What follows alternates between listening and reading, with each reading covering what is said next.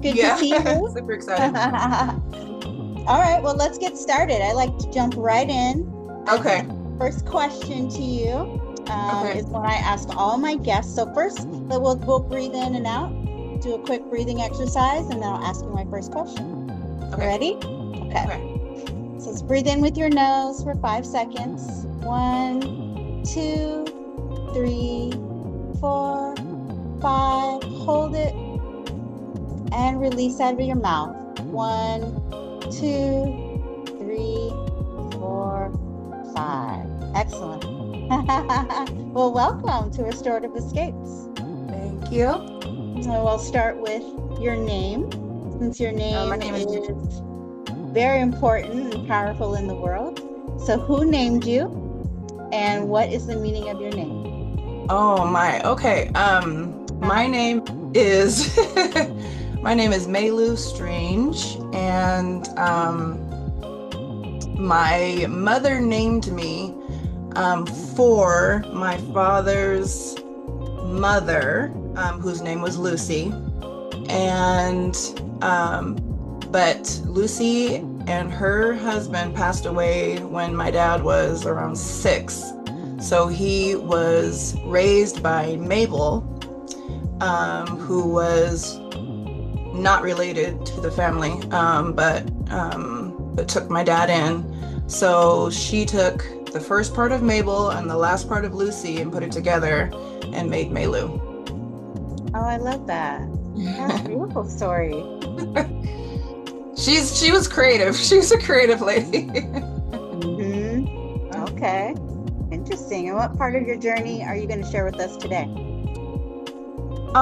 Well, you had to pull this idea of wellness out of me, because I was like, wellness, wellness who? Wellness what? In my life. I mean, I understand, I obviously understand the idea, I understand what people do to practice wellness, or I've heard about it at least, but from my own life, it's not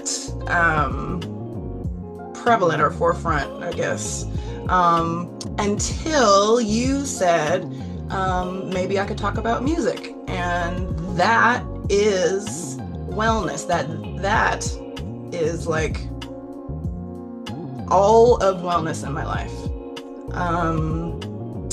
And I didn't think about it until I totally obviously didn't think about it until you said that I could talk about that. And then it triggered, like, okay, music. Well, of course I have music in my life. Not of course, but I have a lot of music in my life. I always have. And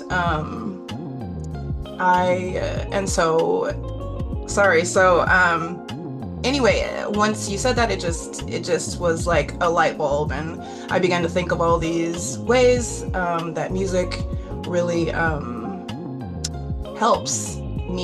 has helped me in the past and helps me now. And so I wrote down a few notes to describe. And once I started thinking about that, I realized, that I use music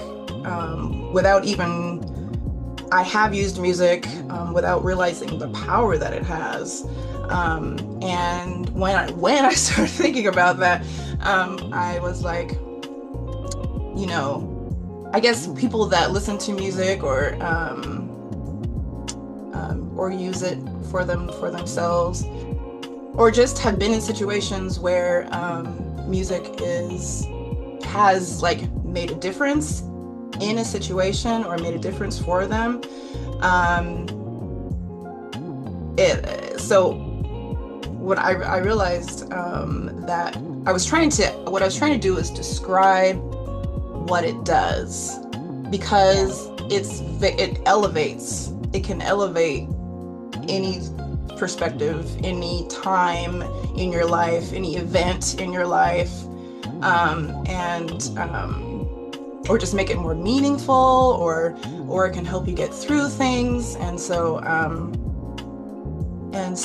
I realized what I came up with is that music transforms It can transform the time and space that you're occupying, because it changes your perspective on this time of your life, whatever you're doing. Like if it's a small time or a large time of your life, and maybe it's a night, you're enjoying yourself or whatever, or maybe it's, you know, a dark time in your life, but it changes your perspective because it makes you feel a certain way.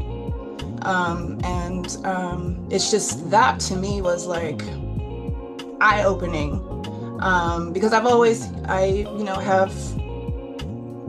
know what it can do because I've lived it before, but to actually put into words is like, wow, you know, it changes time and space for you because of your perspective, because it changes your feelings, it changes how you feel. And so that to me was just like a little kind of powerful.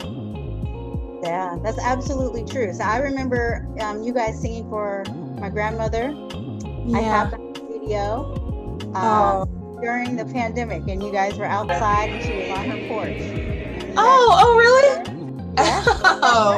Oh. Yep. I have the video of you guys singing at Merle's memorial, and the video of you singing at Mommy's memorial, and just all of these special moments, right? There's always music there, and it's one of those things that grounds you. You know, it's comforting. It feels like a member of the family, right? You hear songs that are just so deeply ingrained in your spirit that you need that. Yeah, you need that when you're mourning, when you're celebrating. I have the video of your bachelorette party and us having the dinner and just all the music. There's always music there. So what was your first experience with music? If you could just explain how long you've been singing, how long you've been in choirs, and what it's meant for you. My first experience with music. Well, I would say, you know, that it's hard for me to remember what my first experience with music is, because I have always had music in my life. My dad was a singer and musician, guitarist, flautist, saxophonist, and so he loved jazz, and he loved jazz standards, and so he would always, and one of the points that I thought about making was that he always, well, there was always music playing in my life. That he would play, he would either be playing music or music would be playing, or singing. And, you know, my dad sung when he was doing the dishes, and that made me, I think I kind of took that on. It helps me to do the dishes, because like if I'm singing while I'm doing the dishes, it makes it better. And so it's hard to say, like he just you know, put that as music was always an aspect in my life. And it's funny because I have, once he passed and once, you know, things changed in my life, and you know, my mom and I were by ourselves, and now I have my own home with my husband, and I haven't gotten away from it necessarily, but he had music playing all the time. He would, when we left the house, he would turn on music so that people would think there was somebody there. And so it was constant. And I haven't as much. And I feel like I need to get back to that. Like, I just want to have music playing more than I do now. I use music in my life all the time, but just more because it does help. Like, if there's chores or projects that I need to have done around the house, like it helps me to get through it. Like, doing chores or whatever, you know, feels like a slog until you put on some music and then everything's better. You know, you're just like, you're grooving, and whatever it is, or you're feeling what the music is doing. And so your mind, I guess, your mind is not on it. And your mind's not on your chore. Your mind is where the music is putting you. And again, transforming that time and space. And anyway, yeah, I've always had music, and I've always known that I wanted to sing. But beginning to sing, I guess, happened with the Total Experience Choir when I was about 7. My mother, actually what happened was my second grade teacher at Stevens Elementary School knew about the choir, and she told my mom that she saw that I needed something. So she saw it in me, and so she told my mom about the choir, and I don't know what she saw in me exactly, but she saw that that I needed music, more of it apparently, or maybe I needed my own outlet. I don't know, but she told my mom about the Total Experience Choir, and my mom and I both joined. And well, I joined in 1984 in October, and she joined in 1985 the following spring. And so that was the beginning, I guess, of me singing and expressing myself. Yes. And I just always remember your mom as being like my choir mom, and she was always there and involved. And just even like when she passed, I remember the music that you guys sang there. It was so emotional because she valued the choir so much. It was just a part of her identity. That's the only way I knew her, was through choir and choir activities, and how much of a choir mom she was, and always singing and always so joyful. I mean, even us just like running around your house singing Whitney Houston, she had no problems with it. She just who she was. Yeah, I remember your dad playing his instrument, and he introduced me to your dad and your brothers as well. Instrument, and so it's deeply rooted in your family, and you shared that with the world. It's so personal, but you found a way to share it, which is beautiful. Yeah. So what made you keep going with music? I know a lot of people do music and it can be difficult and they give up, but what kept you doing it? You know what? Because it really was the gift, that I feel God gave me. The things that I have done in my life to make money are not. And because it's so deeply rooted, because it's something that I've done since I was 7, the Total Experience Choir has opened a lot of doors for me, and a lot of things have come to me without me trying, really. There's a lot of things that have kind of been placed in my lap that I've been blessed with, and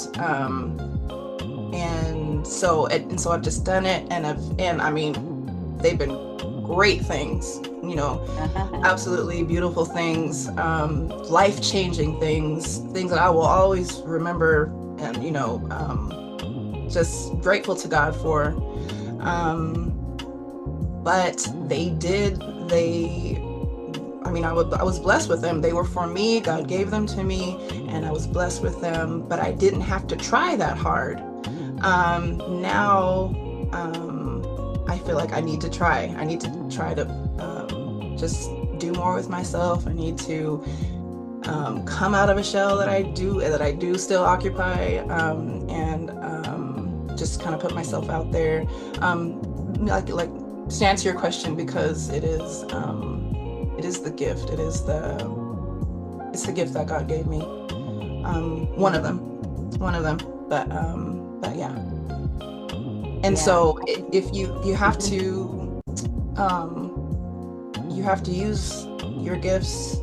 Like I want to, at the end of my life, I don't want to meet my maker, as they say, without using what he gave me to its extent. I want to multiply what he's given me and not put it under a bushel. Yeah, that reminds me of my last conversation with Chantel. She sells real estate here in Washington and in Tanzania. And we were talking about divine timing. And, she told her story about how she had some health issues and she ended up not being able to walk and didn't know what was going on. She had worked in corporate and accounting. It turned out to be stress. So that's what got her into real estate. She had to leave that job. She had to leave that career. Okay. It was too stressful. It was affecting her health. And she was talking about the rhythm of like, okay, I don't have a guaranteed check now. Now I eat whatever I can sell. And she had to trust God to bring her clients right when she needed it. And she would, sell a couple of houses and be okay. And she had to learn that rhythm to save her life. She was stressed to death. Wow. Literally. Yeah. Wow. That's yeah. I understand. Trusting God is with that. Like, I guess the ebbs and flows that can come with, real estate or, sales like that. To trust that he'll provide. That's a lesson to be learned, I think, probably. And just know when the timing is right. And trusting that you were given this gift for a reason, and trusting God to lead you, leaning into your intuition a bit and saying, what do I need to honor this gift? And if I have to do it part-time, if I have to just find spaces where I can go where I already know people and they already know my ability, and just lean into your community, because so many people know you and know of you and know of your gift. So it's already out there. You just have to find the time and take it. Yeah. Thank you. Yes. I mean, because it's helped me so many times. I don't think you guys really realize I couldn't even talk at my grandmother's memorial. Yeah. I couldn't even speak. I was not even going to try and get up and say anything. I was so tender. I was like at that ugly cry point the whole time. And the only thing that kept me happy and grounded was when the music started. Like, everybody telling their stories almost took me out. Yeah. Kept me in my seat. And I was like, okay, I can make it. I can make it through because of the music. And that's really the gift of what it does. I have music, every time I gave birth, I have music playing. Every time, you get married, there's music. Every time someone passes, there's music. And it's just, it's that thing that you can't replace. It's, AI is not going to replace you. It's sacred. Thank you. That gift is sacred. And I love AI, but it will not replace singers. It will not replace performers, because that is a God-given talent. Like you said, it comes through you. And it's those of us who get to enjoy it that feel it, like even going to the plays, Black Nativity. It just brought me so much joy. And I needed it. Like I was going through a lot and no one really knew what I was going through. And I needed it. It was such a moment of joy for me. Wow. You never know who you're touching. That is so powerful.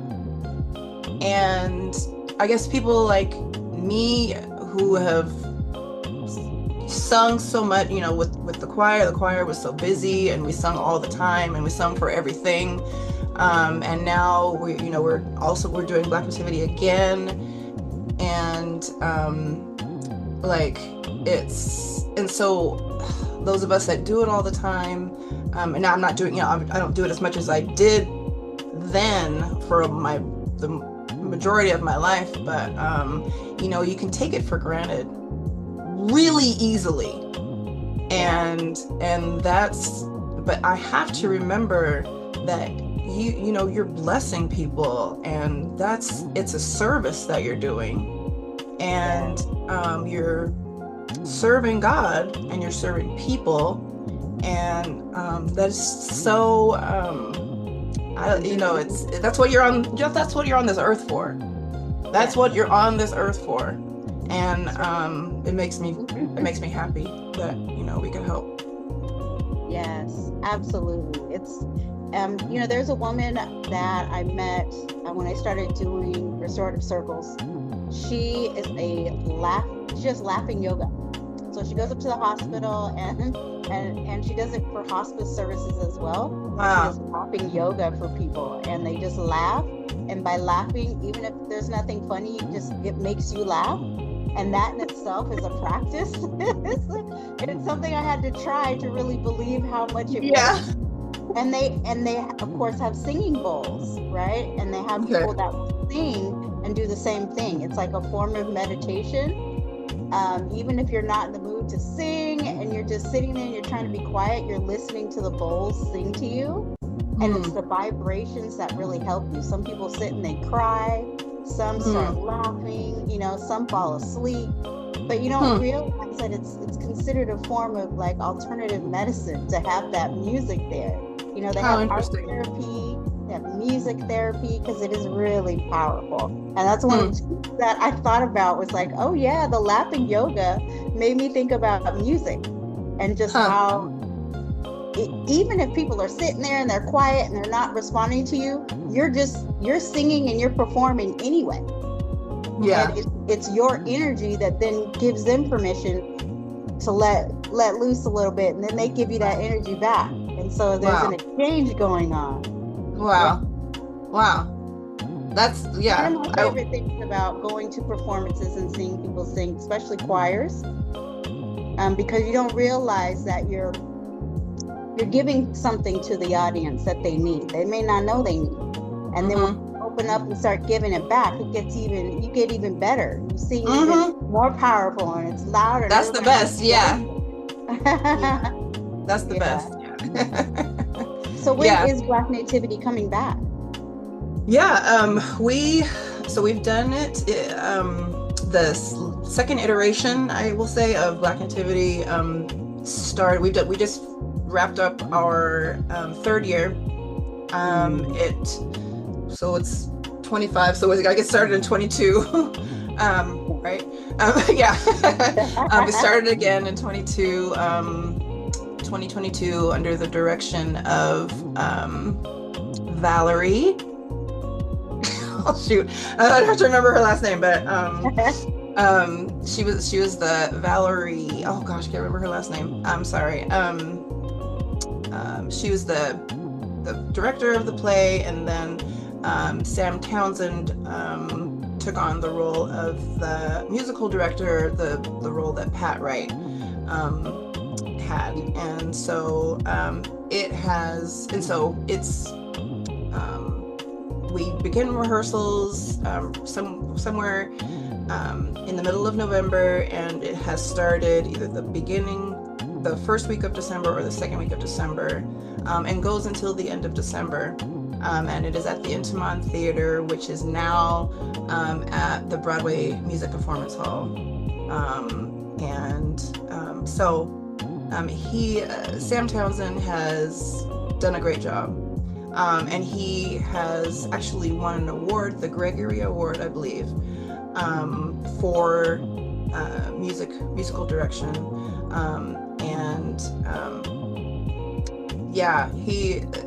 It's different than the first Black Nativity that ran for 12 years, I believe, in that, like, it does bring in the audience more, because there's a little bit of a lot of the second act is sing-along, and it really a lot of the audiences love that aspect of it, and they get a chance to, give it, and so that it really, also helps them to celebrate and enjoy themselves and some release, and so it's been good. Oh, I love that. I'm one of those people, I love to sing along. I do. Yeah. Oh, good. I feel like I'm included, and then because then you're sitting in your seat and you're squirming, you're like, oh, it's so good. So it helps you to sing it and clap along, and oh yeah, like you're part of the show. Yes, that you are a part of the show. Absolutely, yeah. It That's is. right. It is kind of heavy that way. Heavy in that aspect. We definitely give the audience their time to shine. So, yeah, it's good. Awesome. Now, I know that you have performed in many different places and spaces, different countries, with the choir, with the smaller groups, with the Grammys, and then on stage. So what do you prefer? What speaks to you the most? Wow, that's a good question.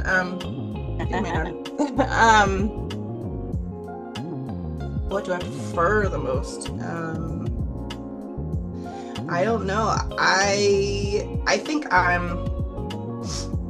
while I've sung a lot in my life, what do I prefer? I have to say that I guess I don't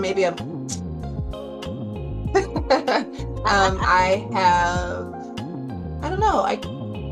I guess I have done the majority is like choral singing. And like you said, I have done more stuff. You're stumping me right now. Sorry. Maybe I feel like I haven't done enough of the other things, and so I'm not quite sure. But it does make me happy to sing to audiences, which like if I were by myself, I'm not comfortable with that, and that's part of the problem. That's part of something I need to get over, something I need to get myself.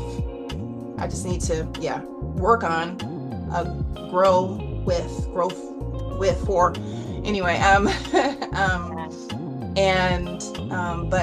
But when I am singing to audiences, live, it feels good. I'll say that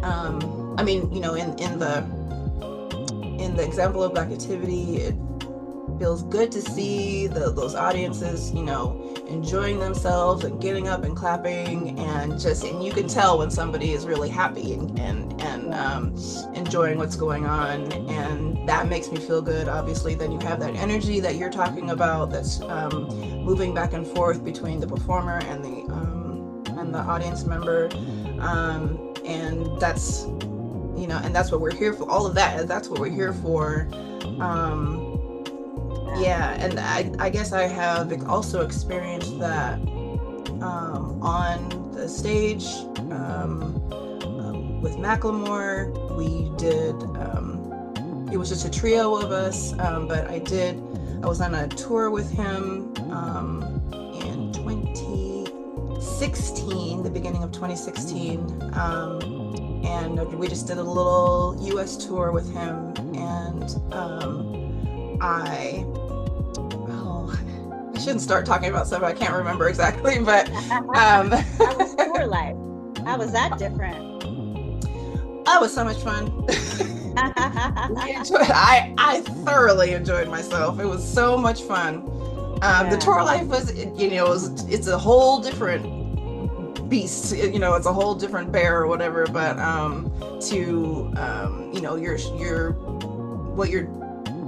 your work is between like 5 and 11 or something like that, or 8 and 11. I would say 5, just for sound check. You got to be ready for sound check, and then the show is around 8 or something like that, and 11, and and you just get on stage and you just have a good time.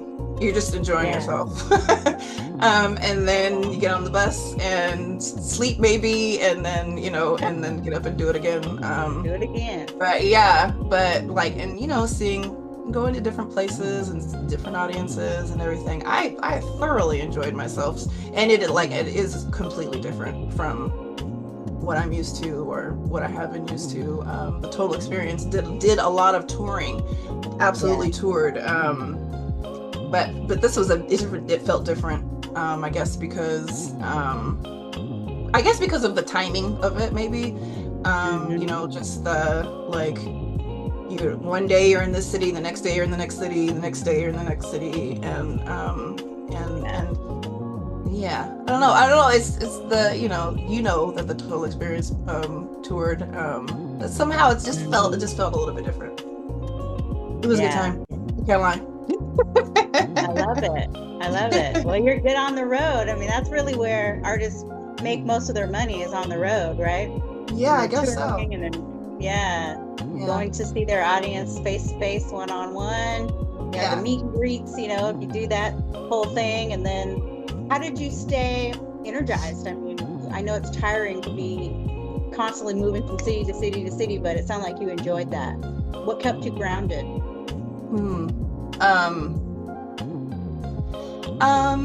Probably, now that you're asking, you ask good questions. Probably the audience, probably seeing the audiences, probably the different venues, the different audiences, the different feelings, I think. And it was fun because of the people that we were with, that we toured with. We toured with the Massive Monkeys, who danced. They were the dancers, we were the singers. Yeah, and they're fun. They're fun to be around, and so they made it a good time, and I mean, and everybody was lovely, really. Just the touring, the people, the background, the touring people that do everything for you. They were the crew, backstage crew. They're lovely too, and Ryan Lewis and Macklemore, everybody was lovely, and so it was a good time in my life. Just for that month. It was family. It was a lovely little 30 days when Tina, the three girls, it was myself and Tanisha Brooks and Tina, Tim Bang Weiss, and we enjoyed ourselves. I know we had a good time. All three of us enjoyed ourselves. So. Yes. And we missed Tanisha. Her memorial was full of music too. It's always there, and it's one of the things that you remember about people. You remember their favorite songs. When you hear it, you feel like they're there with you. That's beautiful. I wonder if they would ever do a Las Vegas residency. I feel like you would love that. Who? Macklemore? Yeah. Yeah, I wonder. Yeah, I wonder. I don't know what they're up to right now. If Ryan and Ben are. Because Vegas gives you that. People come from all over the world to Vegas. And if you can't, go from city to city, they'll come to you. And I wonder if it's the same family atmosphere and just that excitement of getting to perform for people every night, or a couple times a week. Yeah, that would be interesting. To think about. Yeah, right. So what would you say to anyone watching that may be going through a difficult time, or they're an artist and don't really know if they should pursue music? What is something a piece of advice you could give someone about, going after their dream or using their gift? Do it. Do it. I mean, you have a responsibility to, honestly. And that's what I was kind of saying before. Like, I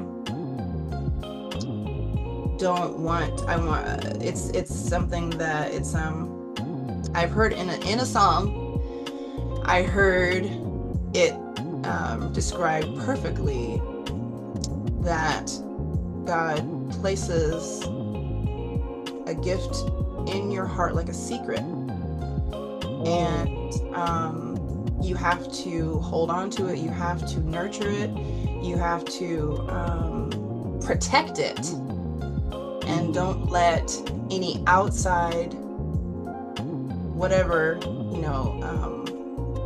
get in your head and make you think that it isn't anything, and make you think that you can't do it, because I am a little guilty of that. And so protection is key. Nurture it, help it to grow, and what he has for you is yours. And so and I don't know what it looks like for me necessarily. I'm trying to figure that out in 2026. I want 2026 to be the time that I figure that out, or when I start to figure it out, because it's got to be a journey.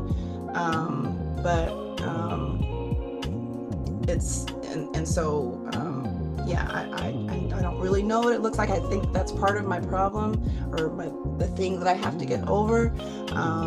But you just take those steps, one foot in front of the other, and it's got to come to fruition, because it is from God. Yeah, well, that's good advice. Absolutely, nurture your gift and just do it. You know, even if no one's watching, if you have to do a amateur night, just go and try it. You know, I think that's the hardest part for a lot of people, is getting started. You know, and trusting your gift, getting past like I should be doing 1, 2, and 3, or how is this going to work out? You know, it's stepping with your faith first, and trusting your gift, trust what you've been given, and that there's value in it. Yeah. And just getting started. Once you get started, just keep at it. Keep up at it. And nurture it. Like you said, you may have a God-given gift. That doesn't mean you don't have to practice. Doesn't mean you don't, find someone to do vocal training with you. And just through doing that, they may tell someone about you, and say, I'll be your connect. Let me be your coach, and I'll be your connect. Yeah. You never know. Yeah, that's true. Yeah. Well, do what you can advice. do. Yeah. Yeah. And I talk to people all the time about, just like, I like to pray, I like to do breath work, I like to do meditation. And one thing that can be hard for someone like me is my mind is really loud. So I like to do talking meditations. And one of my favorite pieces of wisdom in the Bible are the Psalms. And the Psalms are songs, right? Right. These poetic verses that you can turn into music. And so one thing you can try is doing a singing meditation. And it can just be you in a quiet, place that feels safe. You light your candles, you can get your mic out and really just do some singing meditations. And use that gift to connect with God and really ask your questions and get your answers by practicing your gift privately. See how that feels. That's a good idea. All right. That's a good idea. Yeah. I need to. I've been doing Bible study. The church that I belong to, Ebenezer AME Zion Church, has. We have a Bible study on Wednesdays at 7, and I really have been enjoying them because I need to be more fluent in the Bible, and I'm not. I'm really have a desire to learn, and I know that the Psalms are. I know the Psalms are songs, and that would be a really good way to get more familiar. That's a good idea. That's right. And if you're doing it, other people will listen. They'll hear you singing and they'll be like, okay, let me listen. I'm going back and learn some Psalms. It helps, trust me. It helps you remember things by using music, when we learn the alphabet. Right. The numbers, even learning a new language. If I've got the music, I learn it much faster. Like at the Super Bowl, the halftime show, I love it. I loved it.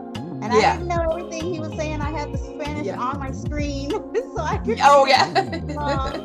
Yeah. Oh, they look like they were kicking it. Yeah. Oh, they were having a great time, and I got most of it, But it helps me to read when I'm doing my Spanish, to read it and hear it.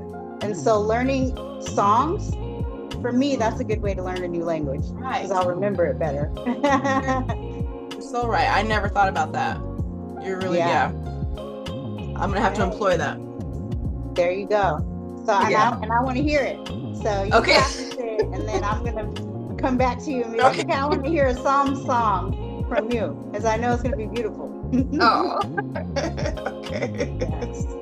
And that's it. That's how quick the mini pod is. I just like to get a little bit of your story, and you've shared some wisdom today. I think it's going to help someone.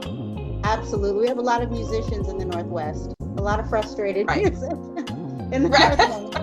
And I tell people all the time, we really do have a big music scene here. It's vibrant. There's so many great musicians. And it's just really finding out where you guys are so we can support you. So do you have any projects coming up that you'd like to promote? Nope. No, I'm sorry. Nope. No. Maybe we'll see next year or something. I have no idea. Okay. All right. But we do know Black Nativity is back. And so for the holidays, it's coming back? Yeah. Okay. As far as I know. And it's, I mean, I'm sure it'll be back next year. I know it'll be back next year. It's done really well. And so, it's, you start a project and you just don't know how long it'll go for, but the audiences have really supported it, and they're been so happy for it to come back. And so, I'm without a doubt, I'm sure that it'll be around for a while. Okay, great. All right, I'll look out for it, and I'm going to look out for it too. I love to sing along, so I'm excited. Okay, yay! I had a great time with you guys the last time I went, and I think it was the rap party, and I got to go and hang out with you guys afterwards, which was fun. Yeah, totally. I know. It was nice. That was a nice surprise. Yes, and all the dancers. I mean, everybody comes with their own energy, right? You have the actors that come in, you have the dancers, and then you have the choir. So it's that combination of all of you together that makes it so beautiful. It feels so good there, watching everybody do their thing. It does. It feels really good. These people are talented, and watching them. There's the actors that know they're, it is. It's like you're like, dang, you guys are good. You know what I'm saying? Yes. Yeah. So, it's enlightening too. Yeah. I'm hoping for more public performance spaces for singers and dancers to come together.